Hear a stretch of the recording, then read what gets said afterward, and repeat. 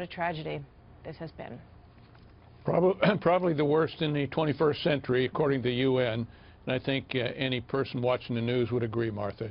It is an absolute disaster, and it's being left for the new administration. I think the Russians, the Iranians, the Turks all have taken advantage of the situation between our governments, a caretaker government going on right now. And so that's what has happened. Yes. They have made decisive moves. I want to go back to 2011 and play this soundbite from Hillary Clinton, who was then Secretary of State, as we all contemplate the next Secretary of State. Watch this. President Obama called on Assad to step aside and announced the strongest set of sanctions to date targeting the Syrian government.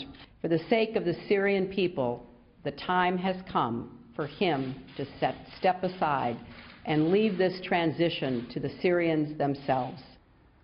That was about 4.5 years ago, General.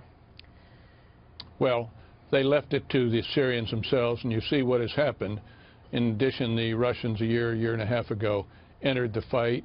The president mocked them, frankly, and of course now they are playing the dominant role there. We have focused, in all fairness, on reoccupying western Iraq, Mosul, and working against eastern Syria, Raqqa, where ISIS is. They have worked against the rebels, and now you see what we have is this human tragedy of, well, the greatest in the 21st century so far. There'll be more, but no one can explain it except how is the Trump administration going to fix it? I mean that remains the question right now. You've got hundreds of thousands of people who have been killed, according to the numbers, and millions displaced, and we know the ripple effect that has had across Europe that has been untenable in some areas in Europe. And you look back at the silence in many ways from this administration. It is clearly going to be something that they will have to answer for in the years to come in terms of why they were not able to do more to support the moderate rebels at the point when it might have made a difference. The man who is being considered for the next job as Secretary of State, Rex Tillerson, your thoughts on whether or not he is the right person to step into these shoes? This may be a perfect storm. Rex Tillerson has global knowledge of all world leaders. They know him. He is clearly going to have to work with the Russians. They're key into it, as well as the Turks, the Iranians, and the other Mideastern leadership.